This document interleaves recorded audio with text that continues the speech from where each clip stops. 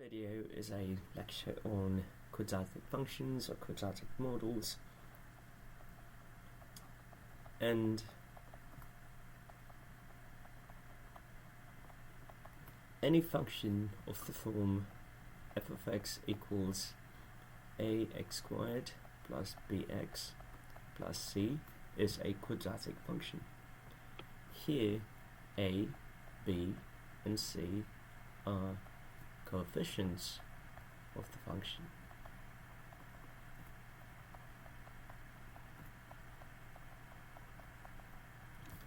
Now, graphically,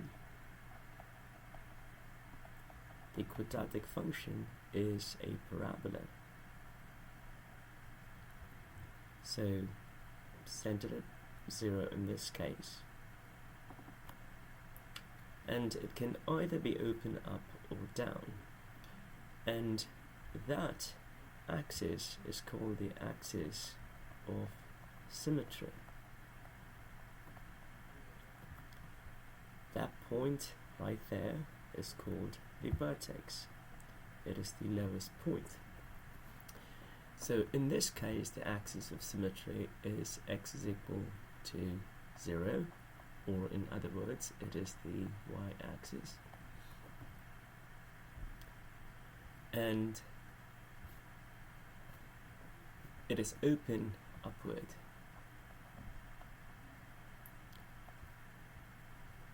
The second case would be a parabola that is open downward, and let's just say that is x and that is y, and let that point be 2. So the axis of symmetry is still the y-axis,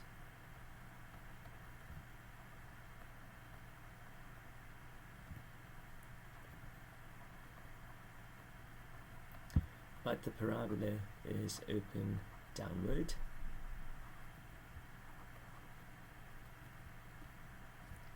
And the vertex in this case is 0, 2. That point right there would correspond to the vertex 0, 2. Now typically in the equation ax squared plus bx plus c, that value, the leading coefficient,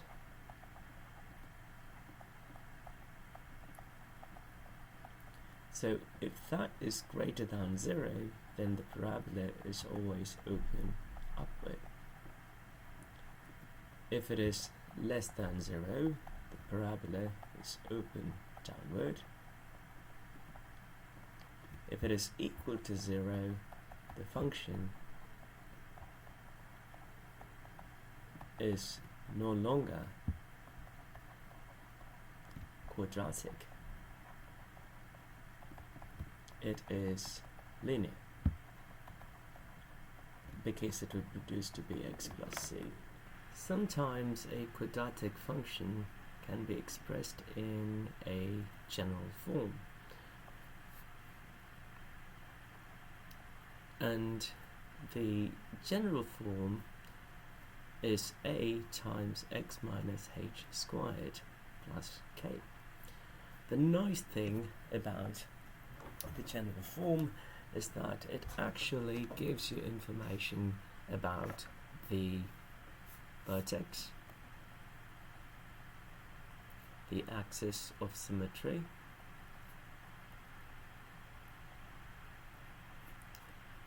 and whether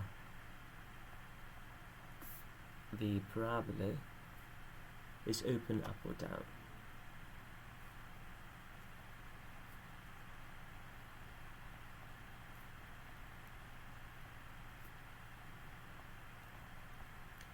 But the challenge is to go from ax squared plus bx plus c to a times x minus h squared plus x. That's the standard quadratic function.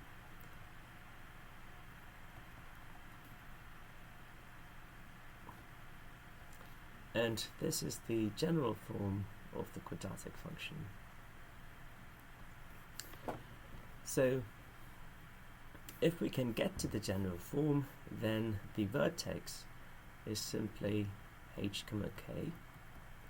The axis of symmetry is x is equal to h, and the a is the same a on the original equation, x squared plus bx plus c, and if it's positive, the parabola is open up. If it is negative, the parabola is open down. The process that takes us from this equation to the general form is called completing the square.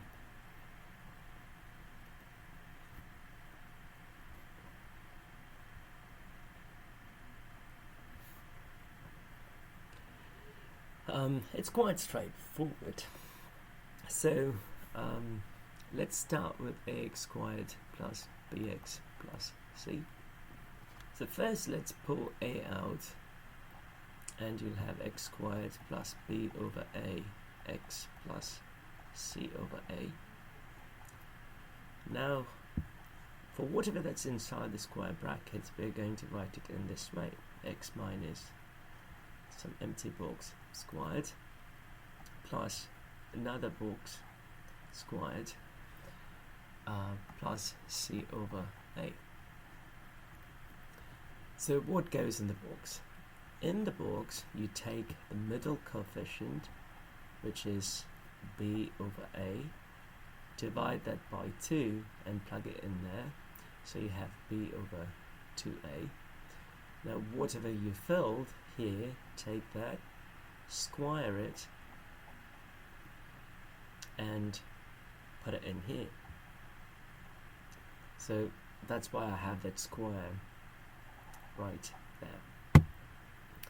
So now I'll have a times x minus b over 2a squared plus b squared over 4a squared plus c over a. Distribute the a in, you'll have a times x minus b over 2a squared plus b squared over 4a plus c. So we have h and we have k. Quadratic function, the vertex is simply negative b over 2a comma b squared over 4a plus c, or you can have negative b over 2a comma f of negative b over 2a, where f of x is nothing but ax squared plus bx plus c. The axis of symmetry is simply x is equal to b over 2a.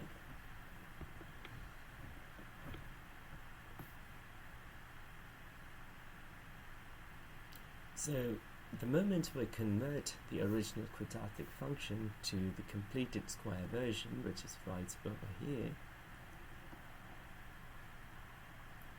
we can easily find the vertex and the axis of symmetry. These are just formulas, and as long as you know the formula, you can always apply the formula to get the vertex and the axis of symmetry. If something is given in the general form, we can directly pick out the axis of symmetry and the vertex just by looking at the general form. So let's find the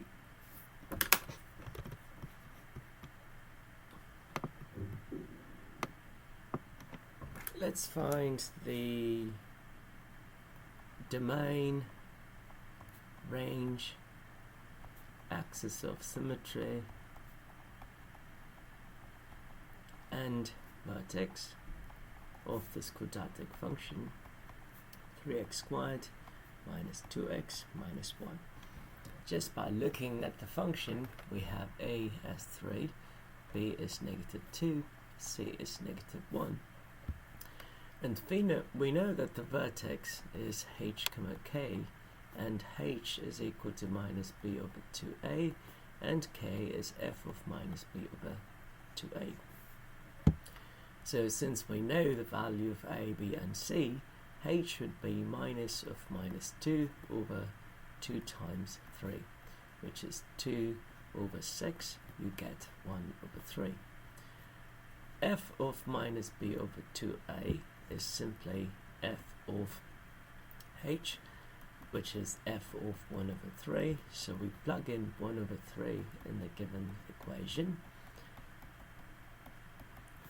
We will get 3 times 1 over 9 minus 2 over 3 minus 1. 3 times 1 over 9 is 1 over 3 minus 2 over 3 minus 1.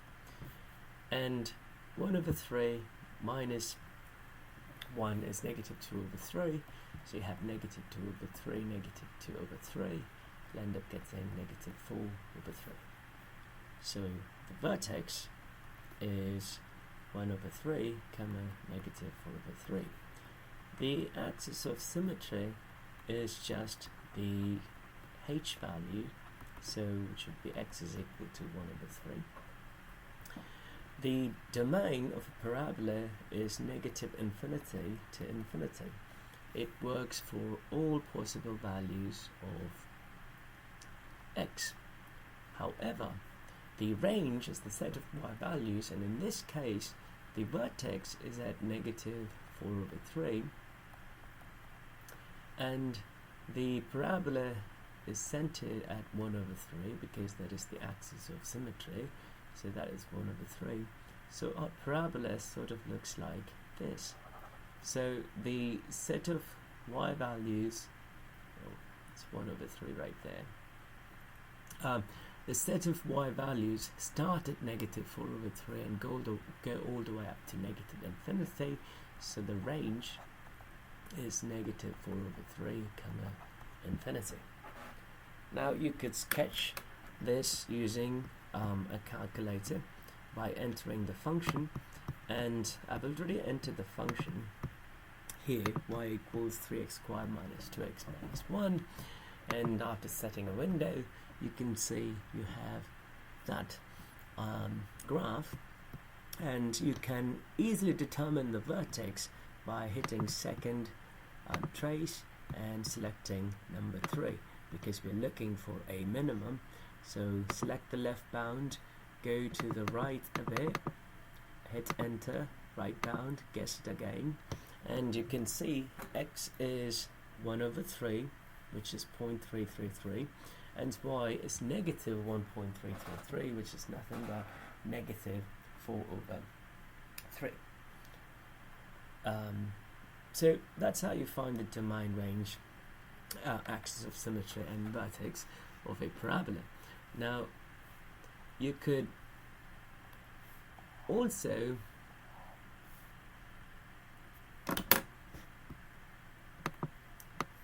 have a different version of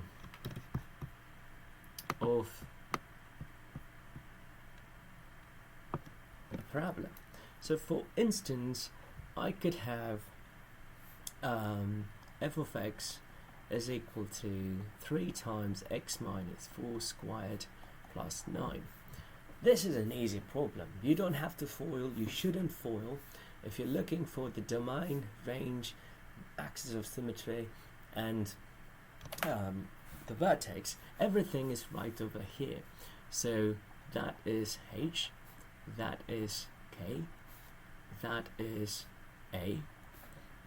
So you just have to compare the given equation to a times x minus h squared plus k.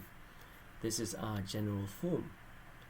By direct comparison, you will find that the vertex is simply 4, 9. So the axis of symmetry will be x is equal to 4. The domain, as always, for a parabola is minus infinity to infinity. The range, in this case, the smallest value that we would have when we sketch this, since the axis of symmetry is at 4, so the axis of symmetry is right here, 4, plug in 4 and you'll find the smallest value is 9. So you'd have a curve like that, and that would be 9, and that's x-axis, y-axis, and 9. So the y values start at 9, so the range is from 9 up to infinity. We could plug this in directly in our calculator. Y equals 3 times x minus 4 squared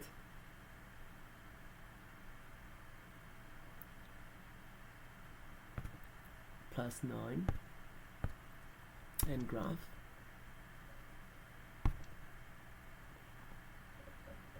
I might have to adjust the window here.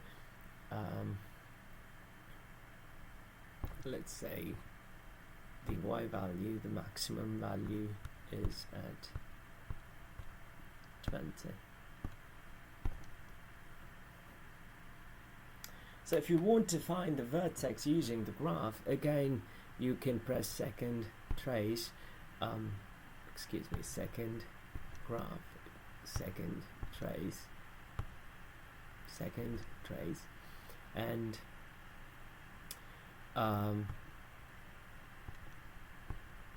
look for the minimum, and I'm selecting the left and right bounds,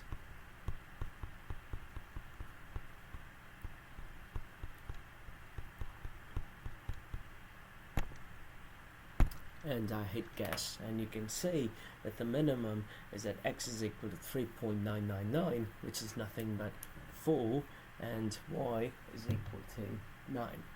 Now what if we had a curve, instead of f is equal to, or f of x is equal to 3 times x minus 4 squared plus 9, we had y equals negative 3. So second insert, I'm going to throw in a negative sign there, and a becomes negative, which means the curve now is open downward. So graph, and the axis of symmetry does not change, but the curve flips, and the vertex doesn't change, it's still at 9. But if you want to find this using the calculator, you would press second trace and select maximum instead of minimum. So specify the left bound, then the right bound,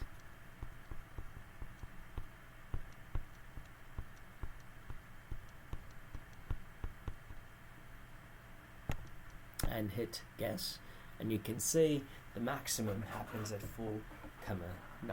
So the only difference is that the curve flipped. So if you want to find the vertex of a parabola that is open downward using a calculator, you'd be using the maximum function.